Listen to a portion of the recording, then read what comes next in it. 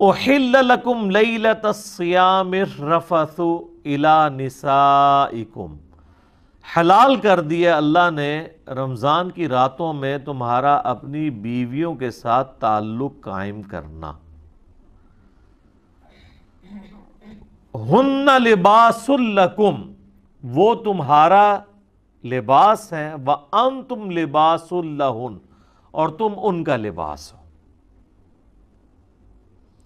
علم اللہ انکم کنتم تختانون انفسکم، اللہ خوب جانتا ہے، اللہ نے یہ چیز جانی، آبزرو کی۔ یہاں جاننا آبزرو کرنے کے معنوں میں، جانتا تو وہ پہلے سے ہی ہے، اس نے یہ آبزرو کیا۔ کنتم تختانون انفسکم، کہ تم اپنی جانوں میں خیانت کرتے تھے۔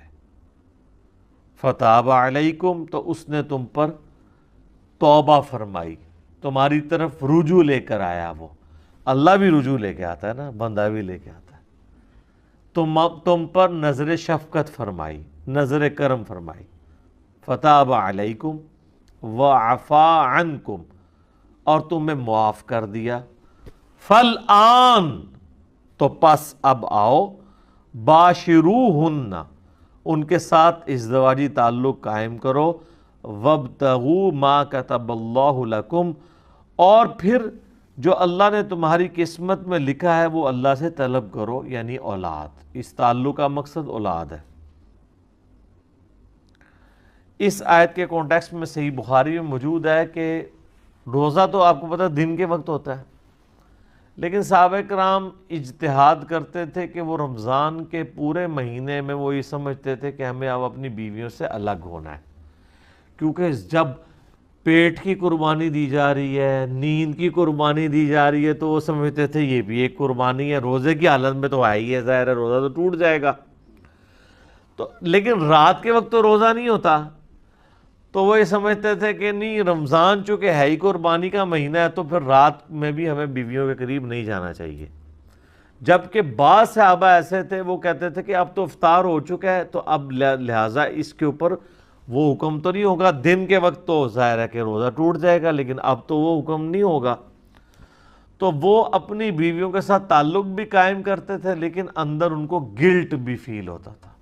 یہ جو ہے نا، کنتم تختانون انفسکم، تم اندر ہی اندر خیانت سمجھ رہے ہوتے تھے اسے، کہ کہیں غلطی نہ کر رہے ہوں،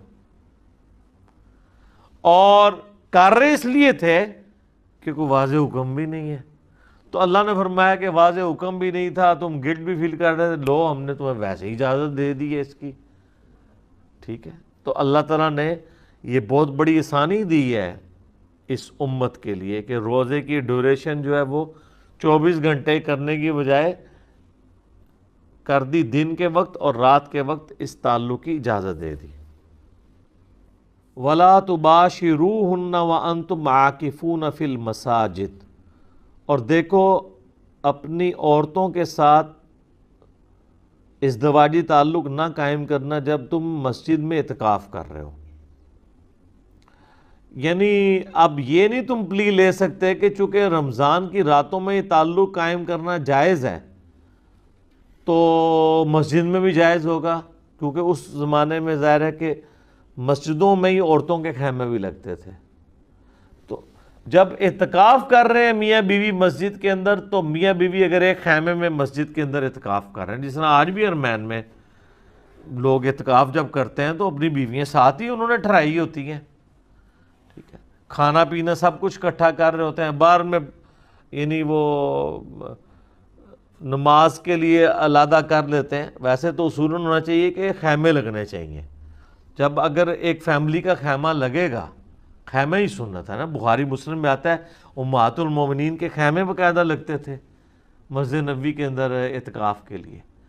اب اگر ایک بندہ اپنی فیملی کے ساتھ کسی مسجد میں اعتکاف کر رہا ہے تو وہ ایک خیمہ لگائے گا جس میں اپنی پوری فیملی لے کے بیٹھے گا، لیکن اب پاکستان میں یا مسلمان ممالک میں یہ ممکن نہیں رہا، ویڈیو کیمرے کے فتنے کی وجہ سے، سیکیورٹی ایشوز کی وجہ سے، ورنہ سنت طریقہ تو یہی ہے۔ تو وہاں پہ کوئی میاں بیوی مسجد میں اپنا یہ تعلق قائم نہیں کر سکتے، ورنہ اعتکاف ٹوٹ جائے گا۔ یہ نہیں کہہ سکتے کہ دن کے وقت تو روزے کے، رات کو تو اجازت دی ہے، تو اللہ نے جو پیچھے اجازت دی بھی تھی نا کہ رات کے وقت اپنی بیویوں کے ساتھ تعلق قائم کر سکتے ہو، اس اجازت کو اس شرط کے ساتھ رکھا ہے کہ مسجد میں اعتکاف کرنے والے کو اجازت نہیں ہے۔ یہ بھی ہو سکتا ہے، آپ کو میں نے بتایا نا بخاری مسلم میں حدیث ہے، نبی علیہ السلام تو اپنی بیوی صفیہ کو گھر تک چھوڑنے آئے تھے۔